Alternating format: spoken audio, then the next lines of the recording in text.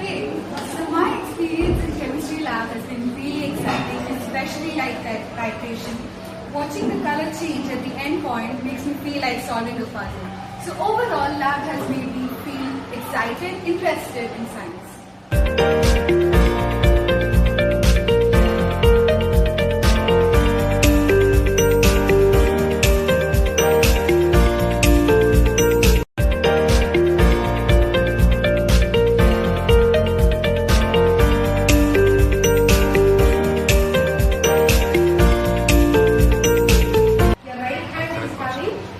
Conical plus, and in the left hand you have to control the knob, and at the end point when the color changes, exactly when the color changes, you have to stop it.